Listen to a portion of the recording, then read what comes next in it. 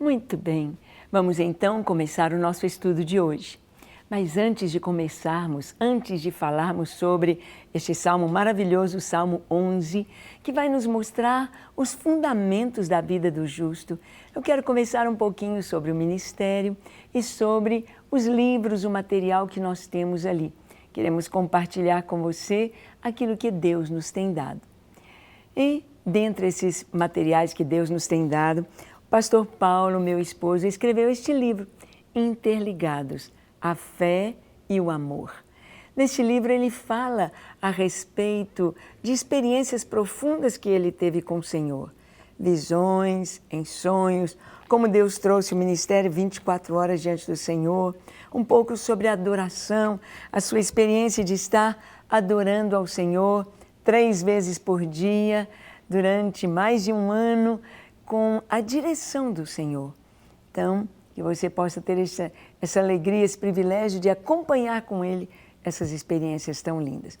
No nosso site, a gente tem aí a loja virtual que você pode pedir o livro. E vamos abrir a nossa Bíblia aqui no Salmo de número 11. Nós vamos ler a partir do versículo 3, o que a palavra de Deus nos diz sobre os fundamentos do justo, o que a Bíblia nos fala sobre o Senhor e a nossa caminhada aqui. Vamos ler versículo 3 do Salmo 11. Ora, destruídos os fundamentos, que poderá fazer o justo? Esta é uma pergunta muito séria do salmista. Se os fundamentos forem destruídos, que podemos fazer? Se nós tivermos uma casa cujos alicerces forem totalmente corroídos, se os alicerces forem arrancados, o que acontecerá com esta casa? Ela vai cair, ela vai ruir.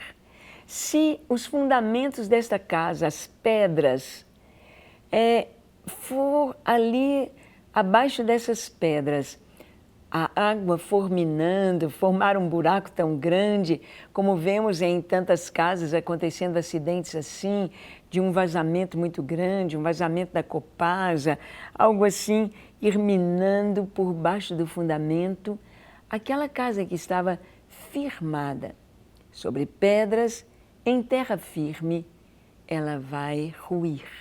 Ela vai encher de trincas, ela vai encher de rachaduras e ela vai cair. É só vir a chuva, é só vir um barulhinho qualquer, uma tempestade qualquer e ela vai ruir. Os fundamentos. A Bíblia nos fala sobre os fundamentos da vida do cristão. Paulo nos disse que Jesus é o fundamento da nossa fé. Nós cremos no Senhor e a nossa fé se baseia em Cristo. A religião cristã não é uma religião como as outras. Nem podemos dizer esta palavra. Religião significa religar, ligar novamente Deus ao homem e o homem a Deus. Tornar a ligar, tornar a fazer esta comunhão, esta ligação tão importante do homem com Deus, do Criador com a criatura. E nós vemos que somente em Cristo nós podemos ter o perdão dos pecados. Somente em Cristo nós podemos conhecer Deus profundamente, porque Jesus disse, ninguém vem ao Pai a não ser por mim. É através de Jesus que nós vamos ao Pai. Ele é o fundamento. Por isso, as outras religiões que não são cristãs, elas tentam ir lá no fundamento, tentam destruir a nossa fé, tentam destruir aquilo que é o mais precioso. Destruídos os fundamentos, que poderá fazer o justo? Por isso nós estamos vendo nos dias de hoje esse ataque tão grande à família. A família está fundada em Cristo, a família está fundada nas Escrituras, a família está fundada na Palavra de Deus. Deus criou a primeira família, Deus os fez macho e fêmea, Deus os uniu para serem os dois uma só carne. Por isso deixará o homem seu pai e sua mãe e se unirá à sua mulher e serão os dois uma só carne. E o que Deus uniu, não separe o homem. Deus estabeleceu os princípios da família. Deus estabeleceu os fundamentos, homem e mulher, gerando filhos, ensinando seus filhos no caminho do Senhor, ensinando as crianças, trazendo-lhes o conhecimento de Deus e dos fundamentos da fé. E toda a proposta que nós vemos hoje, propostas totalmente fora dos princípios bíblicos, fora dos princípios cristãos, fora da vontade de Deus, do nosso Criador, todas estas propostas são para destruir os fundamentos da família, para que não haja mais família, para dizer que família não é pai, mãe e filhos, para dizer que família é tudo, é só quem mora debaixo do mesmo teto. Mas nós sabemos que esses laços consanguíneos, isto foi formado por Deus. Deus fez o homem. Do homem Deus tirou a mulher. Deus tirou uma costela de Adão e transformou-a na mulher e trouxe para o homem. E Deus os uniu. O casamento, a família, fundamento. Mas, se os fundamentos forem destruídos, o que poderá fazer o homem? O que poderá fazer o justo? Se as leis entrarem na nossa sociedade para destruir os princípios mais sagrados, os princípios morais, princípios da sexualidade, macho e fêmea, homem e mulher, aquilo que é inerente na personalidade.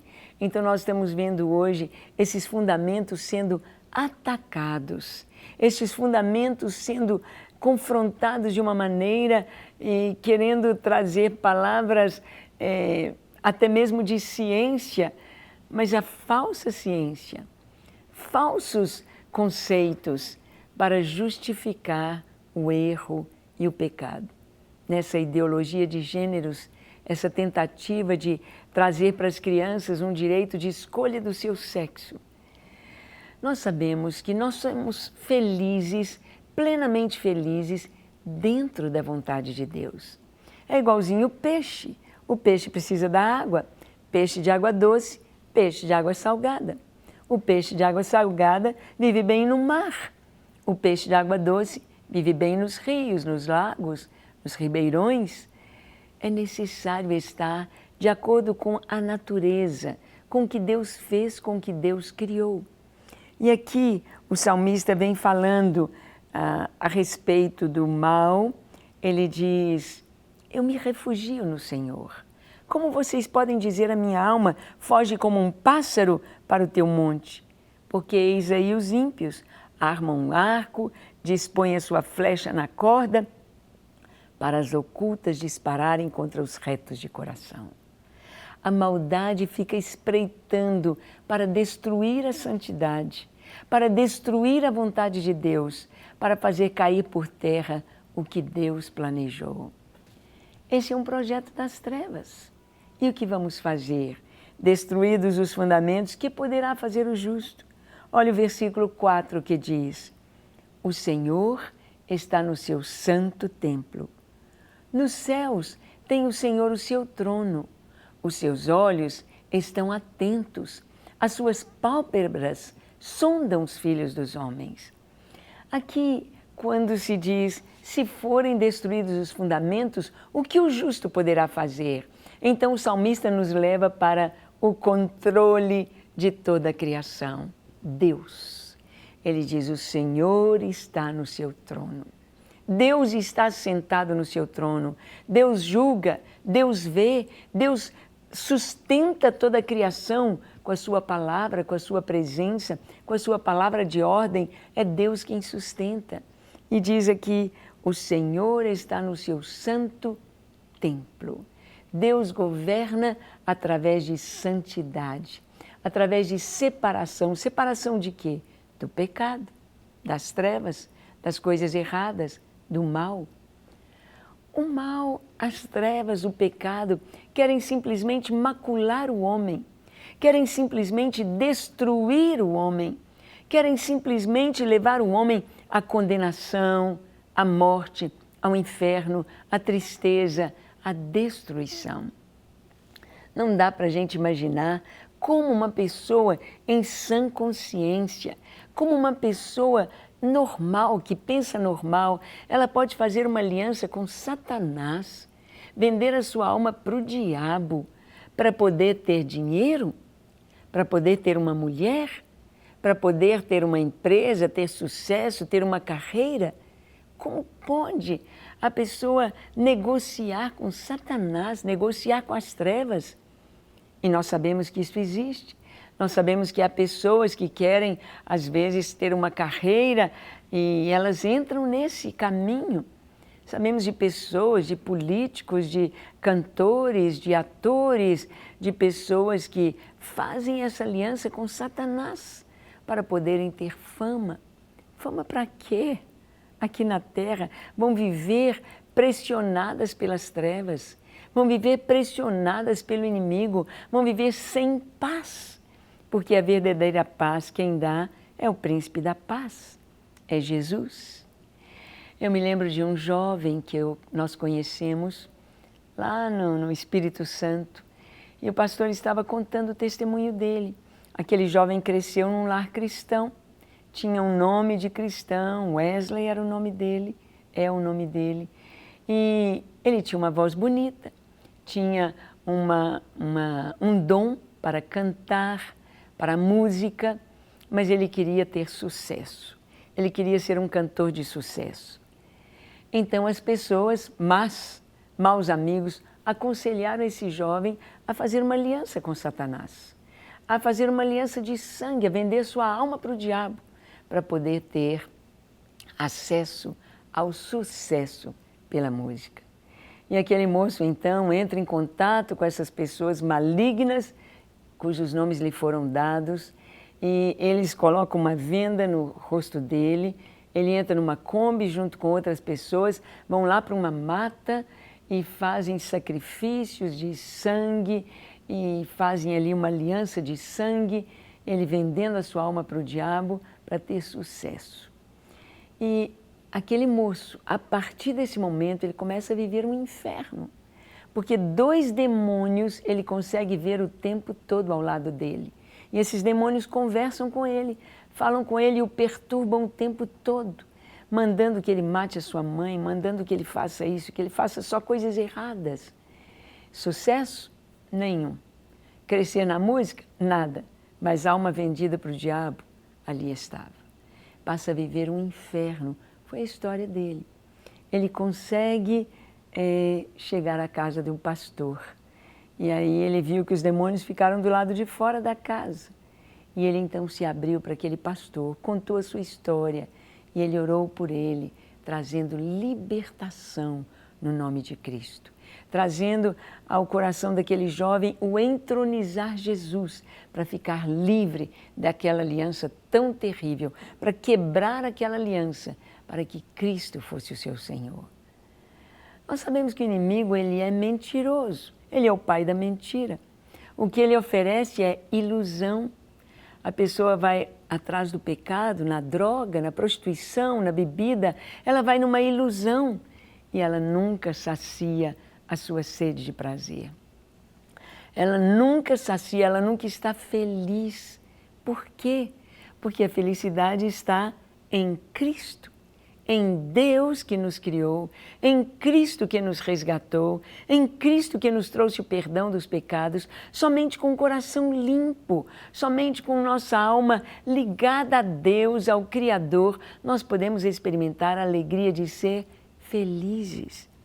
O Senhor, então, na sua palavra nos diz que há fundamentos. Há fundamentos que devemos estabelecer em nossa vida para sermos felizes. E esse versículo diz: o Senhor está no seu santo templo. Deus está governando. Deus está acima de todo o poder das trevas. Deus está acima, Deus governa sobre tudo. Não há demônio algum que pode atrapalhar a vida de uma pessoa, esmagá-la, submetê-la, se ela desejar Deus, se ela desejar Cristo, se ela no seu íntimo desejar libertação e ela clamar o nome de Jesus, ela será salva.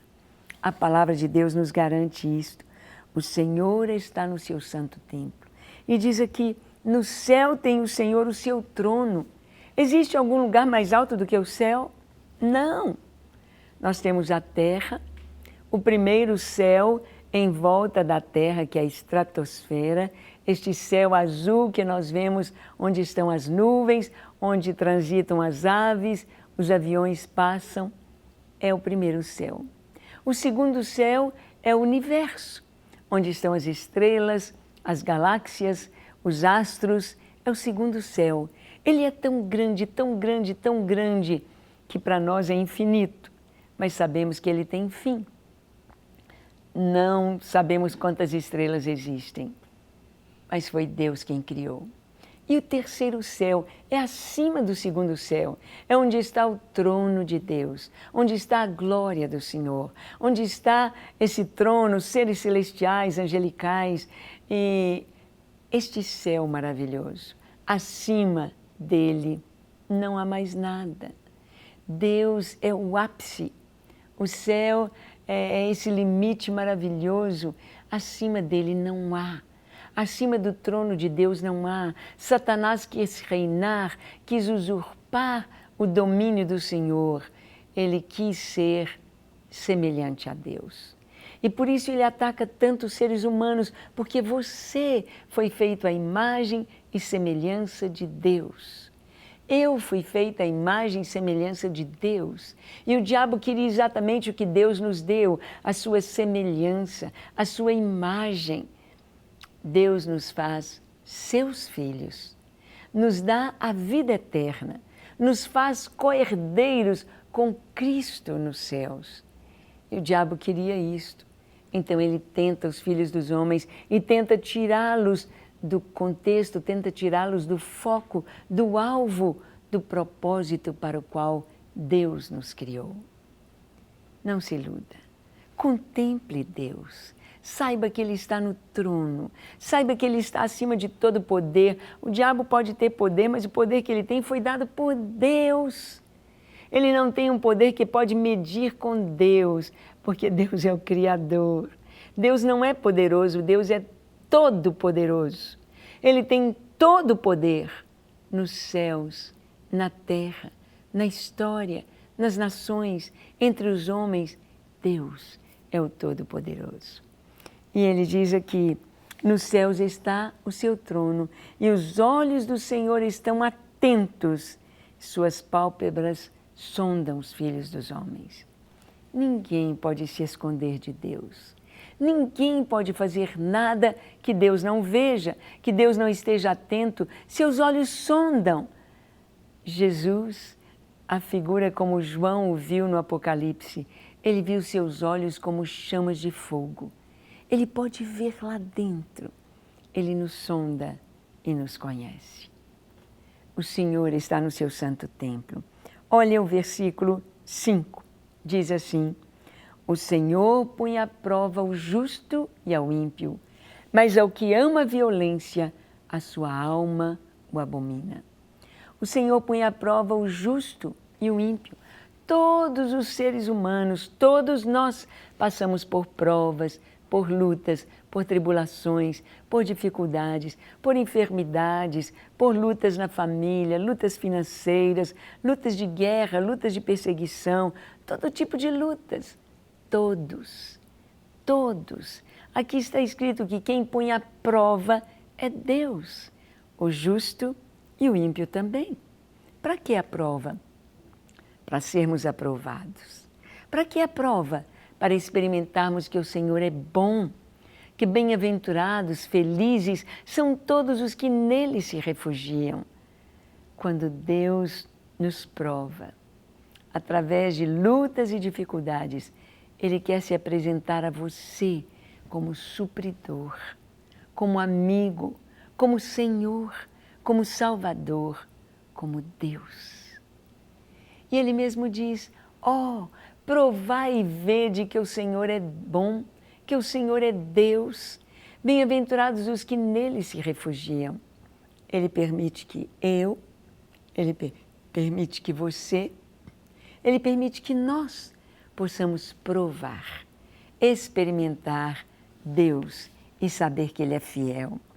O versículo 6, ele diz que, como ele diz que a sua alma abomina a violência, no verso 6 ele fala, fará chover sobre os perversos brasas de fogo e enxofre, e vento abrasador será a parte do seu cálice.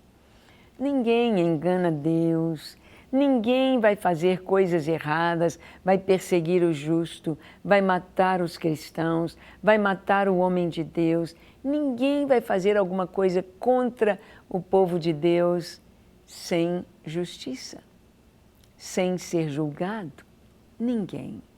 Quando Saulo de Tarso, como um fariseu, perseguia os cristãos, punha na prisão e matava, chicoteava jovens, crianças, adolescentes, homens, mulheres, simplesmente pelo fato de serem cristãos, Jesus apareceu para eles. Jesus apareceu e disse, Saulo, Saulo, por que me persegues? Dura coisa é para ti recalcitrar contra os aguilhões. E ele disse, quem és tu, Senhor? E o Senhor disse, eu sou Jesus. Eu sou Jesus. Jesus já tinha morrido, sido sepultado, ressuscitado, já estava sentado à direita do Pai. E Jesus estava cuidando dos seus filhos. Jesus está aqui através do Espírito Santo, cuidando da sua igreja, cuidando do seu povo. E aqueles que têm perseguido, o Senhor vem e dá uma chance. Ele diz, eu sou Jesus. E você está perseguindo. O Senhor diz, por que me persegues? Ele não perseguia Jesus, ele perseguia os cristãos. Quem persegue os cristãos está perseguindo Jesus. Porque somos um em Cristo. E o texto termina dizendo, porque o Senhor é justo. Ele ama a justiça. Os retos lhe contemplarão a face. Porque o Senhor é justo. Deus é justo. Deus sonda e vê todas as coisas. Ele vê essa luta tentando destruir os fundamentos, tentando matar e desarraigar os cristãos, tentando destruir a família e destruir os princípios cristãos. Mas lembre-se, o Senhor é justo. O Senhor é justo.